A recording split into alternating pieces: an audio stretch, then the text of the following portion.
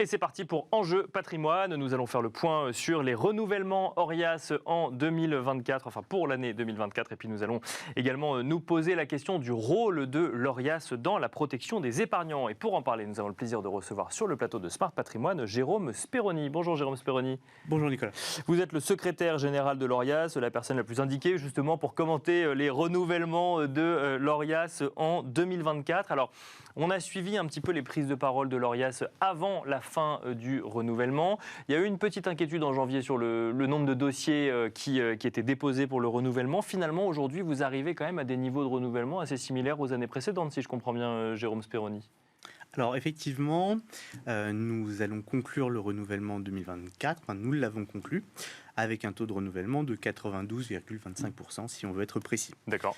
Ce taux de renouvellement, il est un petit peu en deçà des années que je qualifierais de normales. D'accord.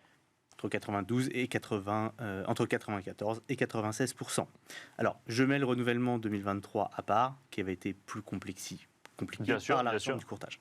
Donc aujourd'hui, nous avons un renouvellement 2024 qu'on peut placer sous le signe de la normalité, c'est-à-dire que les délais de fin février a été tenu. Il était hors de question de le repousser, contrairement à l'année dernière. Les flux de données ont été fluides, notamment avec les associations de professionnels agréés par rapport à la réforme du courtage. Bien sûr. Donc, et ça, les professionnels ont été au rendez-vous. Ouais.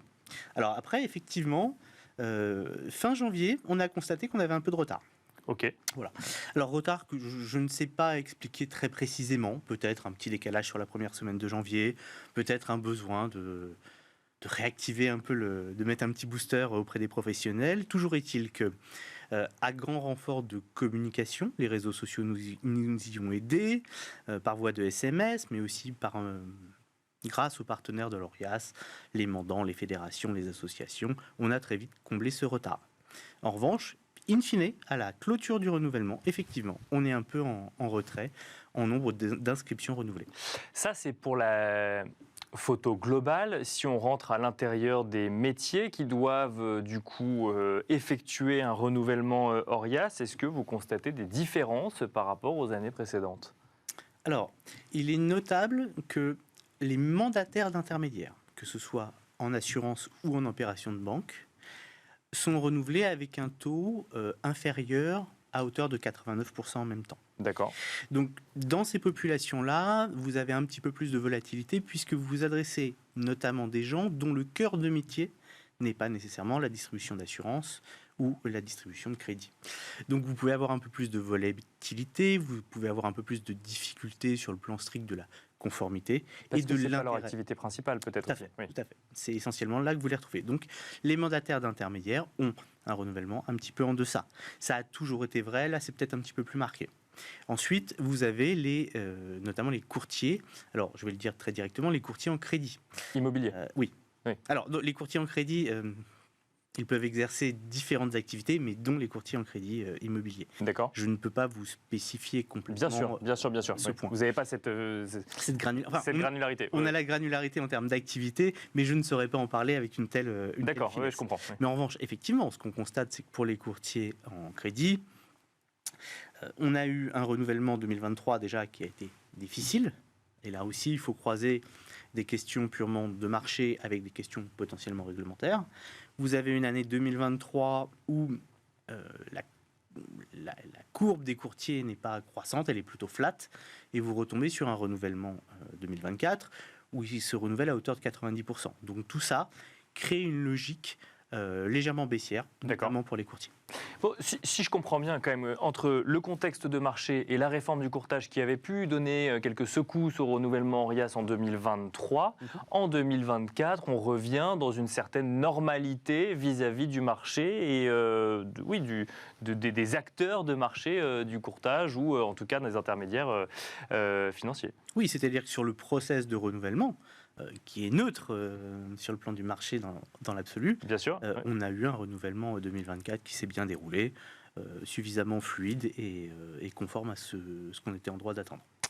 Ça, c'était pour les renouvellements 2024, peut-être un peu tôt pour parler de ce à quoi vous vous attendez pour la suite de l'année, mais on constate alors, je repose ma question, mais un retour à la normalité, donc effectivement, sans rentrer dans les conditions de crédit, les conditions de marché ou autres, est-ce qu'il y a une inquiétude particulière des professionnels ressentis pour l'année 2024, par exemple? Est-ce que vous ressentez ce sujet?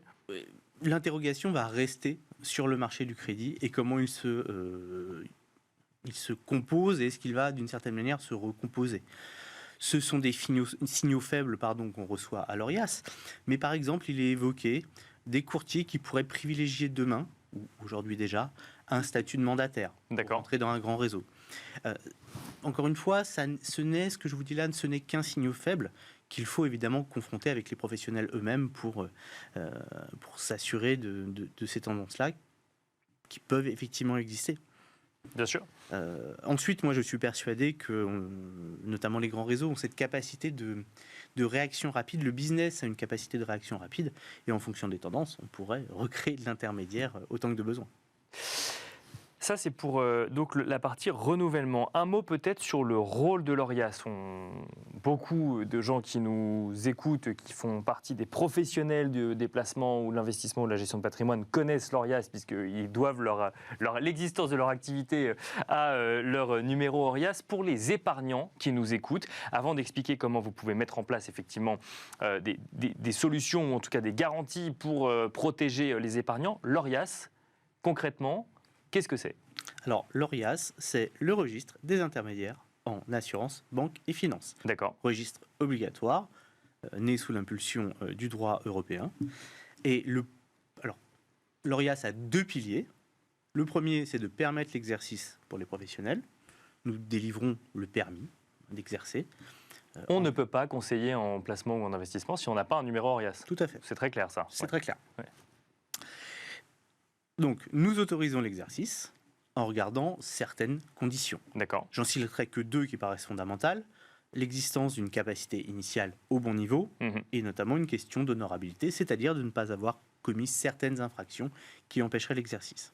Bon, il y a d'autres conditions sur lesquelles je ne m'appesantis pas. Et puis, la raison d'être fondamentale de l'ORIAS, c'est d'informer le public sur le fait que le professionnel enregistré, eh bien, du coup, est autorisé, parce qu'il n'y a pas d'autres mots qui conviennent, autorisé à exercer. Et donc, tout le travail de l'ORIAS, c'est d'essayer d'induire un réflexe un peu pavlovien, de si je suis démarché par un intermédiaire assurance, banque, finance, il serait bon en tant que client, que ce soit un client consommateur ou un client professionnel, qu'il vérifie son numéro d'ORIAS. D'accord. J'aurais tendance à dire que c'est même la raison d'être première de l'ORIAS. C'est bien de dire au public, attention, vous arrivez sur des produits qui engagent votre patrimoine, ce sont des professions réglementées, eh bien, à minima, vérifiez qu'ils sont bien autorisés à le faire. Je suis épargnant, je suis démarché ou pas d'ailleurs, où j'ai rencontré un professionnel ou en tout cas une personne qui se présente comme un professionnel de l'investissement. Premier réflexe, je vérifie s'il y a un numéro ORIAS attribué. Je ne le vérifie pas sur son site internet, mais sur le site de l'ORIAS, c'est ça? Alors, un site internet, effectivement, on peut tout à fait, s'il est frauduleux, avoir un faux numéro ORIAS. Donc effectivement, il faut vérifier sur le site de l'ORIAS. Sachez que lorsqu'il y a un faux numéro d'ORIAS qui est produit et que l'ORIAS le constate, nous déposons plainte. D'accord. Voilà, c'est quelque chose de très sérieux. Effectivement, il faut vérifier l'authenticité du numéro ORIAS et ne pas hésiter à rentrer directement en relation éventuellement avec l'entreprise visée pour s'assurer qu'on n'est pas démarché frauduleusement. Ça peut arriver, voilà. Et si ça permet de trouver quelques cas, c'est important. Ah oui, de le faire. vous faites mention du fait qu'on serait démarché en se faisant passer pour une vraie société existante par une personne, pour le coup, avec des intentions malhonnêtes. Alors, ça peut arriver. D'accord. Et d'ailleurs, c'est pour ça qu'a été prise une petite évolution réglementaire qui oblige tous les professionnels de l'ORIAS à indiquer sur le site public leur contact, un numéro de téléphone de contact, un email de contact et lorsqu'il existe, leur site internet. Quand vous dites tous les professionnels de l'ORIAS, c'est tous les professionnels donc, qui sont dans le registre de l'ORIAS, inscrits au registre de l'ORIAS, pour permettre à l'épargnant d'aller via le site de l'ORIAS vérifier ou prendre contact directement avec le professionnel de l'investissement concerné. À vrai dire, c'est une double protection. C'est une protection pour le client, mais c'est aussi la protection du professionnel pour que son identité ne soit pas usurpée. Voilà. Alors, si ça peut permettre effectivement de sauver quelques cas tous les ans, c'est bien de le faire.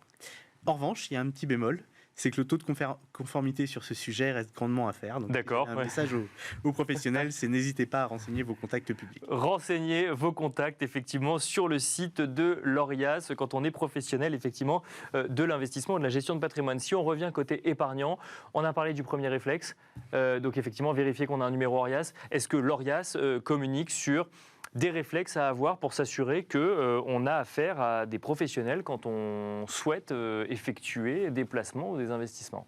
Alors, il est compliqué pour l'ORIAS d'aller au-delà de la vérification, puisque, je le rappelle, nous ne sommes à aucun moment un organisme de contrôle. Nous vérifions des conditions d'exercice. Vous vérifiez simplement que les personnes qui vont ensuite proposer des conseils ou ensuite accompagner des placements ou des investissements ont toute la capacité de le faire et en tout cas ne sont pas empêchés de le faire. Alors, on a la capacité par diplôme, expérience ou formation. On vérifie effectivement leur honorabilité. On va vérifier qu'elles sont couvertes par une assurance de responsabilité civile professionnelle ou mandatée. Donc, c'est ces vérifications-là qui constituent le premier rempart. En revanche, effectivement, il n'est pas dans la mission de l'ORIAS d'aller voir si le conseil de l'intermédiaire immatriculé est de bonne qualité. Ça n'est pas notre mission à nous. Voilà. C'est là où le relais peut être pris par les autorités de contrôle notamment, ou à l'occasion de litiges éventuellement. Merci beaucoup, Jérôme Speroni, de nous avoir accompagnés dans Smart Patrimoine. Je rappelle que vous êtes secrétaire général de l'ORIAS. Merci beaucoup. Merci à vous. Et quant à nous, on se retrouve tout de suite dans l'œil du CGP.